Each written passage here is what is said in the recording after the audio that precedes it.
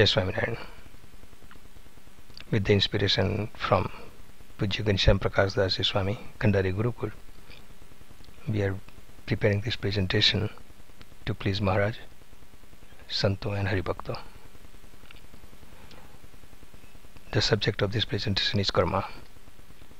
Karma is an important topic to be understood by those who seek to get out of this life and death cycle, and to be with God or be a permanent place where limitation of this world is not there. So we will talk about quickly what is karma, the categories of karma, and then we will talk in detail about various aspects discussed in karma, discussed in Vajramata about karma. So what is karma? There are several definitions I found at various places that I have put here.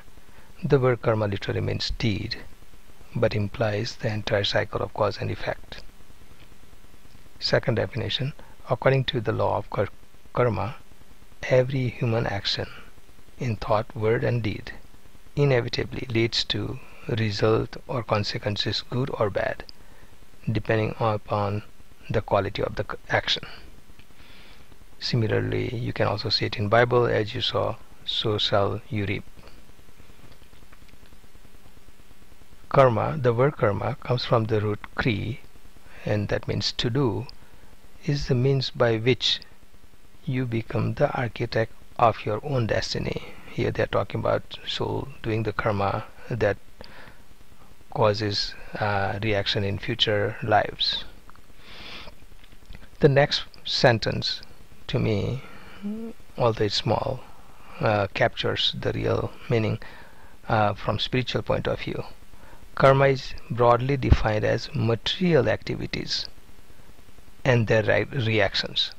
The keyword material activities wasn't mentioned earlier in other definition. Those activities which are done from the spiritual platform are not really karma, they are bhakti, and they are dealt with, they are managed with completely different sets of rules. So now we will talk some more a little later. So three categories of karma. You must have heard the categories. These three categories are based on the action and the reaction for these activities. The first category is sanchit karma, the balance of past actions that will give rise to future birth, the storehouse of accumulated action. Those activities that we have not experienced the rewards for yet, as soul has been in existence forever. There are tons of actions, tons of karmas that are being accumulated by that soul, or think of it as being stored in some warehouse and documented there. Prarabdha. So when a soul is ready to accept, ready to take a next birth, God then goes to that warehouse, goes to that storehouse, picks out ripe karmas, put together a package and say, here is your prarabdha for next 40, 60, 80 years. And that's what soul will get at the beginning of the life. That's prarabdha. Fruits of the selected or subset of past karmas responsible for the present life, present birth. And the third is kriyaman, those actions being done now, done in this lifetime, and present circumstances with present life. So visually, if you want to see this, let's say there is this warehouse of one soul that has all the karmas from previous lives. Then when and the next, it's time for the next life for that soul, then God comes to this warehouse and prepares this box for that particular soul, and here is the soul, here is the God. He gets this box, gives it to him, gives it to it for the next lifetime, and then that generates basically the circumstances, the body for the next however many years that box contains for it. So that's a prarabdha. The third category is kriyaman. So in this category, what happens is, now since the soul has the body, started to do some action. This action has two kinds of reactions. Some reaction they get right away, quick reactions. For example, quick and obvious result of the karmas. If someone works hard, they get paid. If they overeat, they get some problems. And there are some other type of rewards or other type of karmas that don't result in karma right away, and they go back to the warehouse or the storehouse and save for the future lifetimes.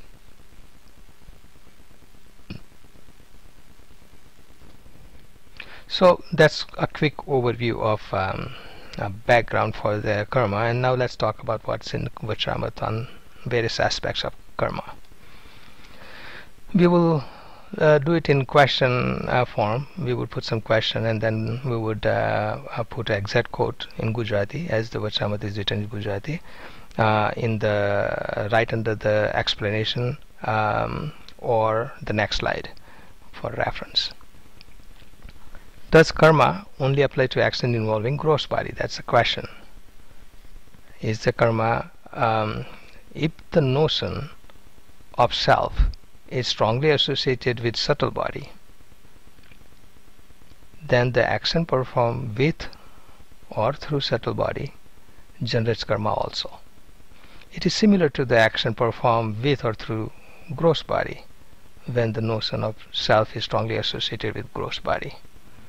By the way, gross body meaning the physical body made out of 5 elements, something that we can touch, and the subtle body is mind and intellect and all those 19 elements that is part of this body, but it's something not that we can see.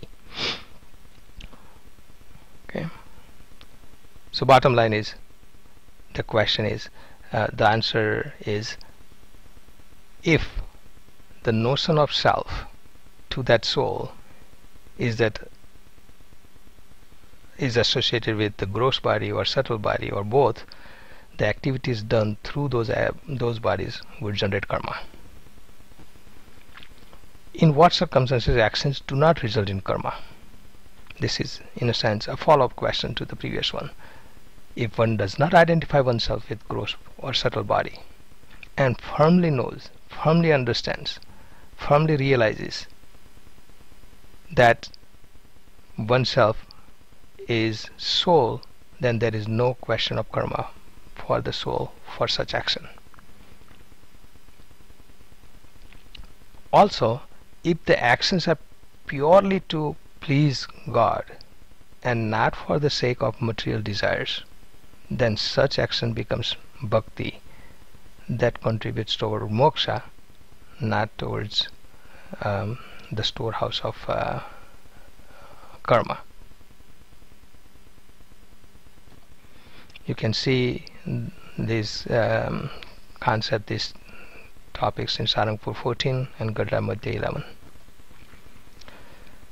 Can same action always result into same reaction? For example, can the same action done by two individuals result in same karma or same reaction to karma, fruit of karma? The resultant karma depends on the intensity of the soul's experience of that action. Probably this is not a perfect translation. In Vajramat, Gujarati word is vritti no veg. Vritti meaning how soul experiences anything, and veg means how intensely this probably is very similar to the material world concept of first degree murder, second degree murder, third degree murder type of thing. If someone commits murder and if it was premeditated versus it was just an accident, and how they distinguish them. I would think that this is an example that applies to this concept here. How intent, what was the intent behind this activity, and how intense your soul's involvement was in that activity would determine the karma it generates and the reaction it would generate.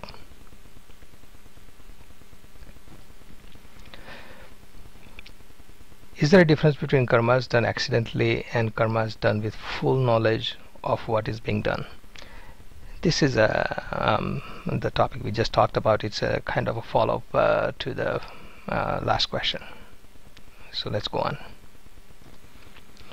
Do karma ever not result in fruits? Well, in Vachamata I found following discussion. There is a question from one of the Maharishi to Shree Maharaj, that being Gruhasti, we do various activities during the day, and we might end up doing some sinful activities. At the end of the day, we sit down and do spiritual activity of some sort, devotional activity. We do some bhajan for a few minutes. Will that be enough? Will that be powerful enough for us to offset, or to destroy those sinful activities that we might have committed during the day? And Shree Maharaj said the answer is yes. Those devotional activities would be powerful enough to destroy all the sins that you may have committed during the day, provided the soul, body and antakaran are completely engaged in such spiritual activities, such bhajan. If that is the case, then they would be able to. So the basic point I'm trying to make here is there is a way to avoid reaction to karma based on this discussion. Second, in Gadra Antya 18, there is a discussion and says true association with realized saint normalizes the reaction of past karma to a point that they no longer cause another birth. Again, the point that I'm trying to make here is there is a way to avoid reaction, or the harsh reaction can be converted into normalized and less significant reactions. And you can look up those references. I think this Gadra 18 reference is not here, but I think it's later in the presentation, so if you're looking for it, not on this slide. Karma, time, place and God. Time and place here means Kal and Desh. Note the situations where dominance of God or time and place may be in play and override the expected outcome based on karmas. For example, there are situations where due to war or similar calamity, mass casualty, etc., or mass casualty or some bad things might happen. In such circumstances, it is not that all involved had exhausted their good karmas at the same time, but it is due to the dominance of the time over karma, or desh over karma. Similarly, God may override expected outcome based on karmas and give someone what is not consistent with karma. For example, Putna, who tried to kill Krishna Bhagwan when he was on this earth and young, and Krishna Bhagwan granted Putna the highest adobe based on her karma. She shouldn't have deserved that particular reward, but Krishna granted it. So there are exceptions, and there are these kind of things that you might see and Shashtriji Maharaj wanted us to recognize this and not get into confusion or argument that doesn't lead us anywhere based on these kind of exceptions. This is in Vartal 6. Do karma have form? There's another question in Karyani 2, and the answer is no. Karma doesn't have form. However, the fruit of karma can have form. Where do souls experience, where meaning which planets and things like that, do souls experience the fruit of their karma? The fruit of karma are to be experienced in one of the following three lokas: Swarg Lok, Mrityu Lok, Patal Lok. And Mrityu Lok doesn't mean necessarily only our earth. There could be other earths too. So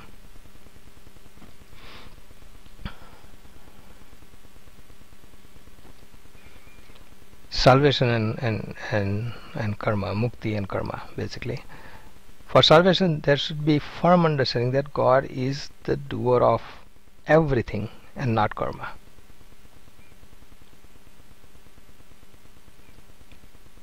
We have to realize that God is superior to karma.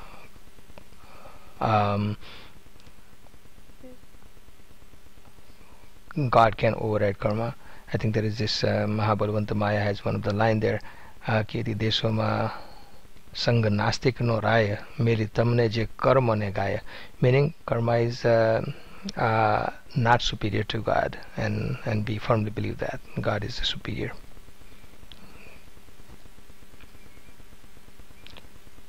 Who grants the fruit of karma? You can also consider this as a follow-up to the previous question, but who grants the fruit of karma? Obviously God. You might also have heard the word karma phal pradata.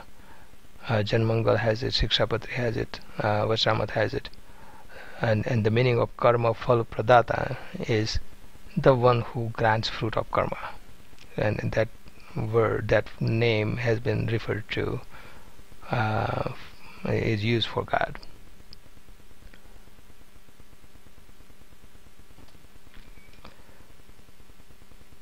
Karma and company of saints.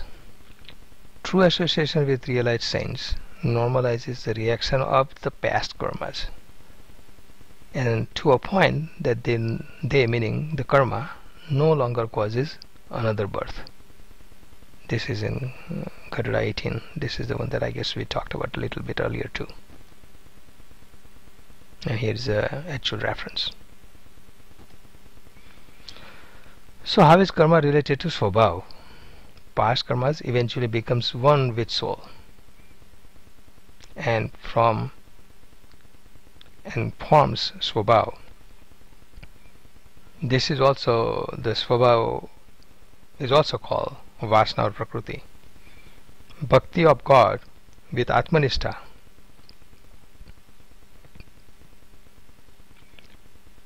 Atmanistha meaning firm understanding, firm knowledge, firm belief, firm realization that I am soul, not this body, can help get rid of Vasana.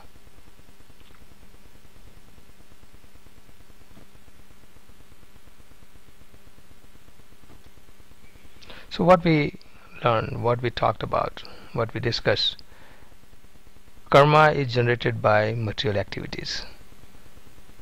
Fruits of karma are to be experienced in heaven, hell or earth by soul. Accumulating karma is not a desirable thing for those who are trying to escape this cycle of life and death. So what can we do? We know that activities to please God causes no karma. So we can convert our activities, whatever activities we are doing, we include God into it. We associate God, and as Garuda 21st says, by association, then the activity becomes bhakti. So we can do that. Action with firm knowledge that I am soul and not body creates no karma. So also knowing that I am soul, after being in this body for so many years, we have incorrectly understood that I am this body. We're going to use the same process to tell ourselves repeatedly that I am not this body, I am soul, until we come to realization that we are separate from this body. Body is not us, and that would also help us not accumulate more karmas.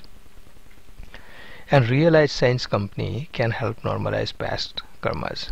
Among other benefits of being in company with realized science is that they can, with their company, our past karmas which would lead to another lives can be normalized. Jai Swaminarayan. We will be doing several presentations like this, and we seek your suggestion for improvements, and we welcome any comments you might have. You may send those comments to ycp98@yahoo.com. Thank you and Jai Swaminarayan.